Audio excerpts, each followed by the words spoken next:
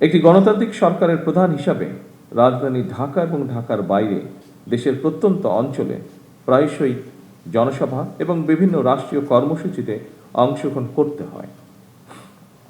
এই ধরনের অনুষ্ঠানে ব্যাপক জনসমাগমের মধ্যে নিরাপত্তা নিশ্চিত করা কিছুটা জটিল বৈকি। এই ধরনের পরিস্থিতিতে একদিকে সরকার প্রধানের নিরাপত্তা ব্যবস্থা বজায় রাখা, অপরদিকে নাগরিকদের জীবনের স্বাচ্ছন্দ্য নিশ্চিত রাখা, এই দুটোর মধ্যে ভারসাম্য রক্ষা করেই এসএসএফকে তাদের নিরাপত্তা কৌশল প্রণয়ন করতে হয়। আমি মনে করি এই ধরনের পরিস্থিতিতে সুষ্ঠু এবং সমন্বিতভাবে দায়িত্ব পালনের মাধ্যমে এসএসএফের কর্মদক্ষতাও প্রতিবাদ হয়ে ওঠে। উপস্থিত সুধীবৃন্দ, এসএসএফের প্রতিষ্ঠা বার্ষিকীর এই দিনে আমি আমার একটি বিশেষ দৃষ্টিভঙ্গির কথা আপনাদের সঙ্গে শেয়ার করতে চাই। একটি গণতান্ত্রিক সরকারের প্রধান হিসাবে জনগণের বিশ্বাস এবং ভালোবাসার উপরেই আমার সবচেয়ে বেশি নির্ভরতা। সুতরাং নিরাপত্তার ঘেরাটোপে যাতে সরকার প্রধানকে জনগণ থেকে দূরে ঠেলে না দেওয়া হয়, এই সফিস্টিকেটেড বাহিনীর হিসাবে সেদিকেও বিশেষভাবে লক্ষ্য রাখার জন্য আমি আপনাদের প্রতি বিশেষভাবে আহ্বান জানাই। উপস্থিত সুধীবৃন্দ, কিছুদিন আগেই আমি এসএসএফ এর নবনির্মিত অত্যাধুনিক ফায়ারিং রেঞ্জটি উদ্বোধন করেছি। উদ্বোধনী মহড়াও প্রত্যক্ষ করেছি। পেশাগত কর্মদক্ষতা বাড়াতে নবনির্মিত এই ফায়ারিং রেঞ্জ নিঃসন্দেহে বিশেষ ভূমিকা রাখবে। আমি আশা করি নিরাপত্তা কৌশল প্রণয়ন এবং নিজেদের পেশাগত দক্ষতা বাড়াতে আপনারা এই ফায়ারিং রেঞ্জের সর্বোত্তম ব্যবহার নিশ্চিত করবেন।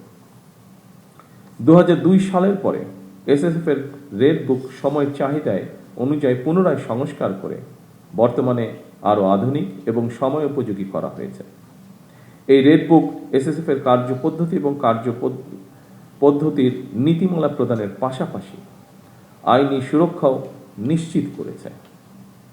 আপনাদের জন্য রেড বুকে উল্লেখিত নির্দেশনা সমূহ যথাযথভাবে অনুসরণ অবশ্যই জরুরি। তবে রেড বুকের নির্দেশনার পাশাপাশি সময় এবং পরিস্থিতি বিবেচনায় প্রয়োজনীয় তাৎক্ষণিক সিদ্ধান্ত গ্রহণ এবং বাস্তবায়নেরও সুযোগ রয়েছে। এসএসএফ এর মতো বিশেষায়িত বাহিনীর জন্য আধুনিক নিরাপত্তা কৌশল এবং প্রযুক্তিগত দক্ষতা অর্জনের পাশাপাশি প্রতিটি সদস্যের সাহস, সততা, বিশ্বস্ততা, সর্বোচ্চ পেশাদারিত্ব, নিয়মানুবর্তিতা এবং সর্বোপরি চেইন অফ কমান্ড, এই বিষয়গুলো কঠোরভাবে মেনে চলা অপরিহার্য। উপস্থিত সুধীবৃন্দ, রাষ্ট্রপ্রধান, সরকার প্রধান এবং দেশে বিদেশে রাষ্ট্র ঘোষিত বিশেষ গুরুত্বপূর্ণ ব্যক্তিদের নিরাপত্তা নিশ্চিত করার সঙ্গে দেশের জাতীয় নিরাপত্তার বিষয়টিও জড়িত।